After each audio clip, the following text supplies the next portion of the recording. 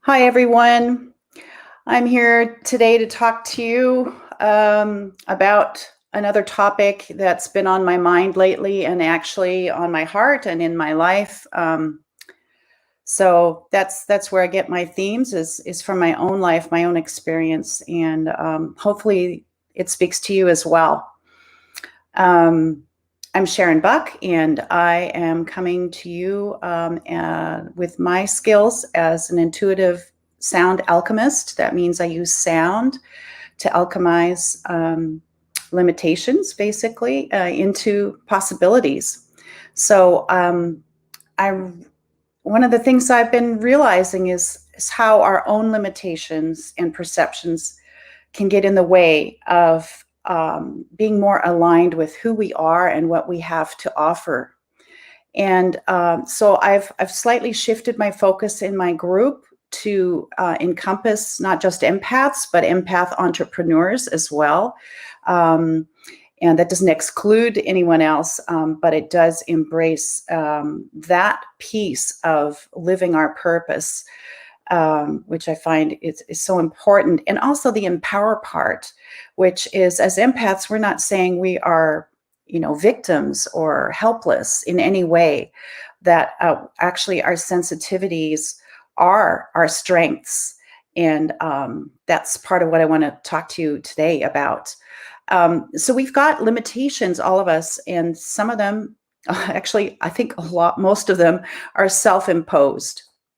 But we may not realize that they are self-imposed.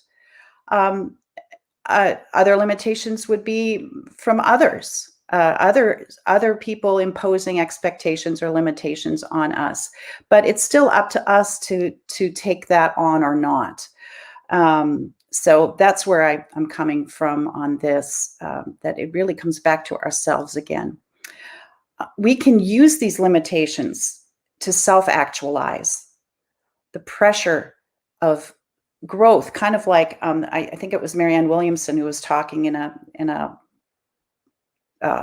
televised interview at one point, that she was talking about a cocoon emerging as a butterfly. If you actually take the cocoon away to encourage the chrysalis, the creature that's inside to come forth, they won't survive. That the inner pressure of being in a cocoon quite literally helps it to survive in the outer world. That was kind of mind-blowing for me. And so in that sense, some of those limitations that we experience actually can be a source for our growth. And as we come into ourselves and work on ourselves, not only do we actualize ourselves, but we actually can help others with that. And I think it's impossible to help others unless you've been there yourself. So, if you're talking to somebody who hasn't been through the process, it's an intellectualization. It's not coming from experience. So we limit ourselves in several ways. We limit ourselves due to fear of failure. I hear this from clients. I hear this from my friends and family. We're afraid of failing, so we don't try, or we don't take that other step to something else. Another thing is, and I can relate to all of these, is we push ourselves to accomplish or achieve things. So we actually put ourselves under extra duress to accomplish things. And oftentimes it's not even for ourselves. We're trying to do this to please somebody else. That to me is, a death knell to living our purpose. And the other thing we do is we feel the expectation of others and our own perfectionism. And that perfectionism gets in the way of us really being who we are at our core. So then on top of that, as empaths and sensitives, there are the perceived limits of our sensitive nature. It's often seen as delicate or weak. How many of us have heard that, oh, you're too excited, or don't cry. So as entrepreneurs, we need to be even more in integrity. Like I just said, um, we need to really know from the inside out what we're talking about, because we literally are our business. Well, what if I told you that you can transmute mute your old limitations and transform them into your new power, your superpower? I think that word's overused, those words, but it's a cool idea, right? Turning the kryptonite into our strength. It's not weak to feel feelings. There is a strength in vulnerability. Others fear it because it feels out of control. Most of the time, though, we are the ones that get in our own way. So, what we first need to identify is the limits that we need to release so we can live more fully. And that there's noise inside our heads, the gremlins that can prevent us from taking any new action. How many of us struggle with limitations? I know I do, and those are self imposed. And what we choose to believe is what becomes possible for us. Many of us are not even aware we have what many refer to anymore as an inner glass ceiling. We can't see it, but it's there, very much so. And it limits our belief in ourselves and in a belief in another reality other than the one we're living in right now.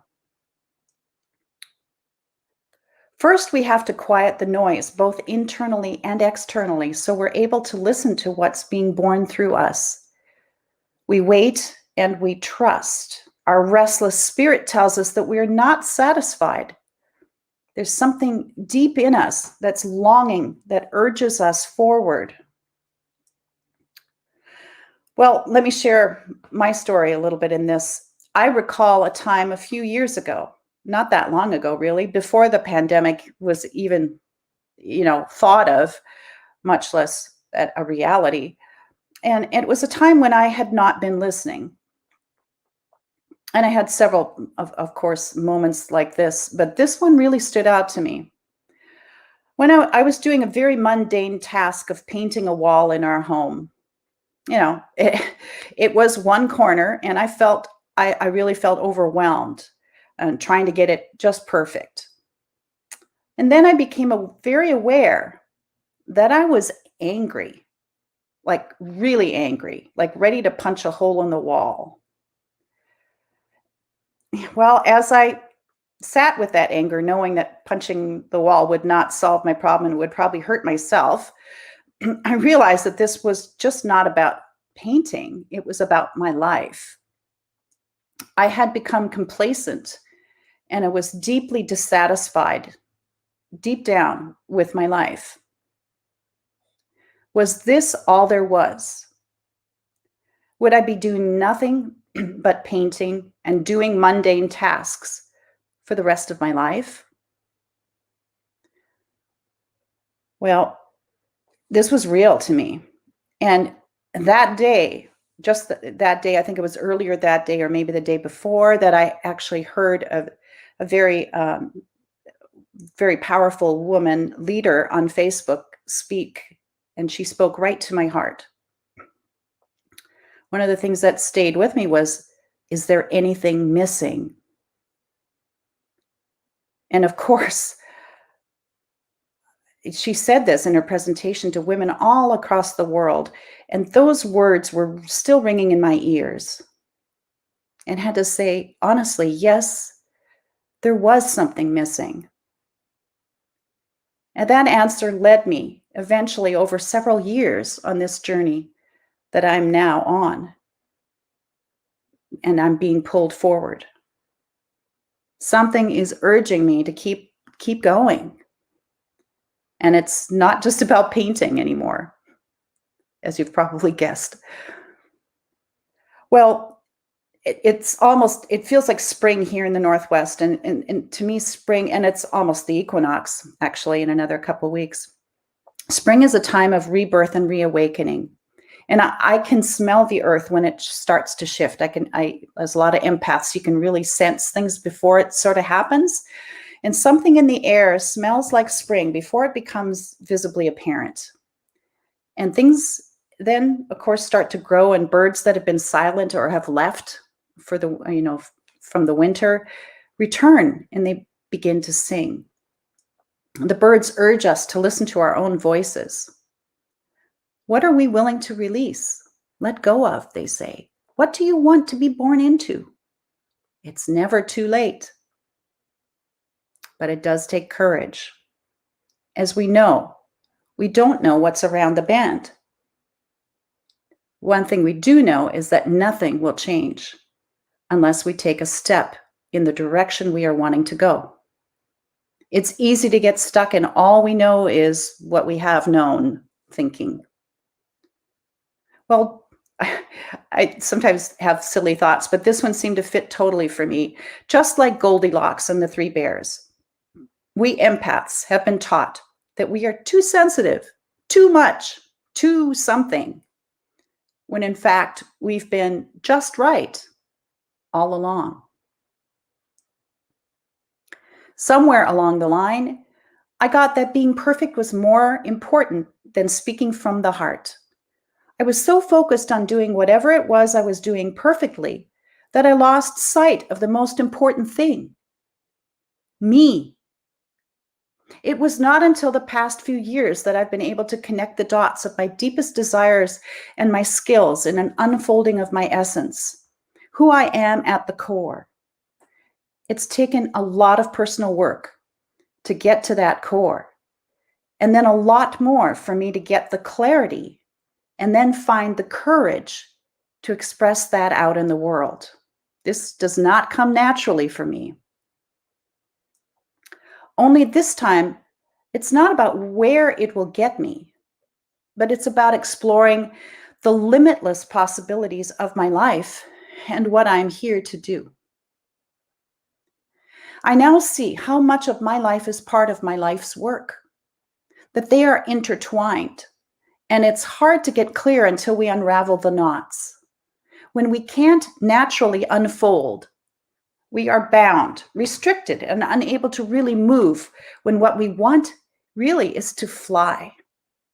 Something inside of us is not willing to settle to be just fine or just okay. We are unfolding, emerging, becoming, evolving, and untying the knots. Grounded in the earth and reaching for the light, we are in a process of ever unfolding, unwinding, releasing to access more connection and lightness of being in the world, not apart from it. The work is about ourselves, and the work we do in the world is part of that. It's unique and beautiful and shares its gifts with the world. Anybody who knows me knows I love roses. I love growing roses, and I can hardly wait for rose season to come on. But flowers need nourishment of both the earth beneath it and the sun above it in order to grow. A flower is not thinking, I can only do this. It just does it. It does what it is here to do naturally. If only it were that easy for us. We humans get caught up in our thinking mind, and we tend to limit ourselves so we can cope. Otherwise, we can become too overwhelmed. We use our past experiences to define who we are now, and we think that's all there is for us in the future. When we limit ourselves, we limit our potential for growth and for change. To get there, though, we must first hush that noise so we can begin to really listen to our own inner voice, so we can genuinely express our outer voice without getting in our own way. We need to pay attention to things that expand us and things that contract us. It's like breathing.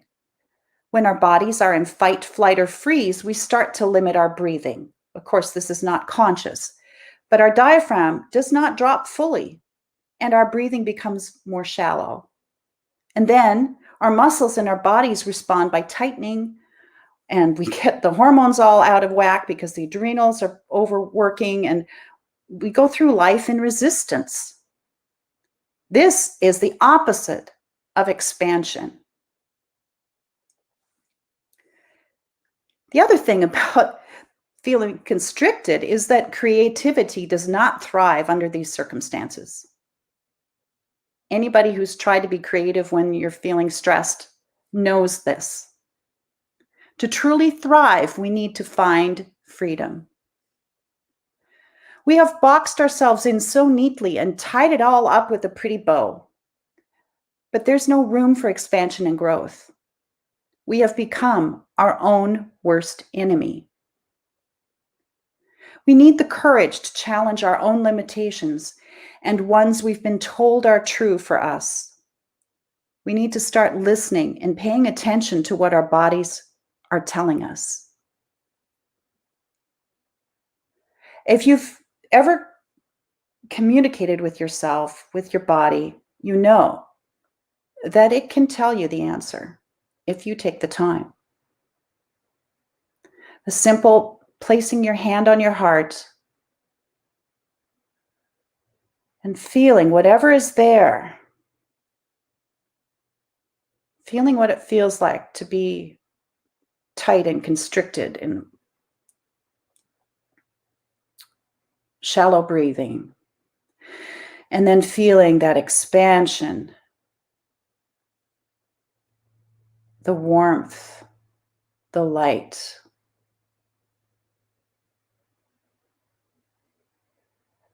And the breathing shift. And our bodies becoming more supple and relaxed. And you can hear it in my voice. Because I am in a different place when I do that. And it feels great.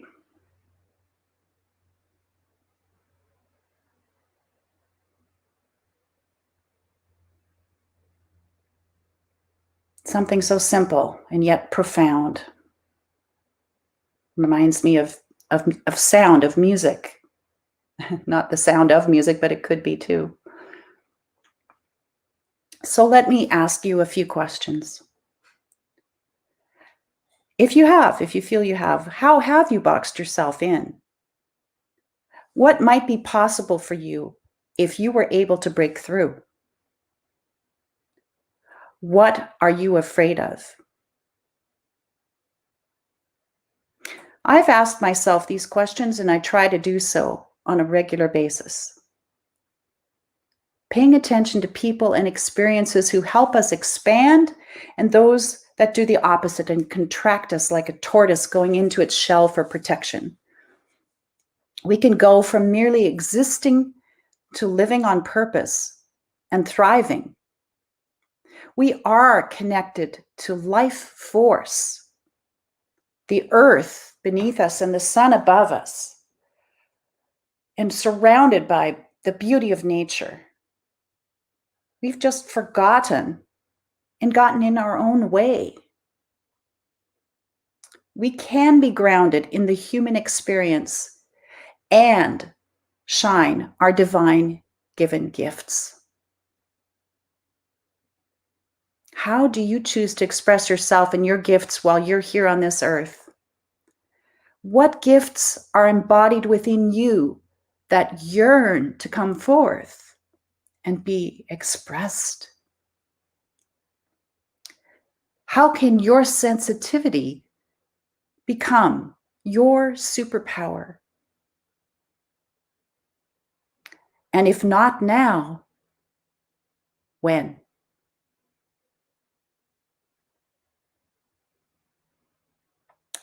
My sensitivity has become my superpower, I believe. I deeply intuit using sound and energy to alchemize old limitations and turn them into fabulous possibilities. If you are ready to untie the knots and unravel the old stories to get to your authentic core, I invite you to hop on a call with me, and we will explore what's possible for you. You know where to find me. You can always message me, and I really appreciate your support and your listening. I'm also excited to say that I have a small group offering again on March 21st. If you're interested, let me know. It's much more individualized. I know many of you said you're interested in a small group experience. I still have just a few openings for this next coming weekend. So also message me if you're interested in that. Thanks again. Have a wonderful Friday or wherever you are, and take good care. And I'll see you Sunday. We do have a sound bath on Sunday at 4 p.m. Pacific. Do note with the time change here with daylight savings to double check to make sure you've adjusted your clocks accordingly if you're in those zones that are changing time. All right. Until then, take good care, and we'll talk to you next time. Bye for now.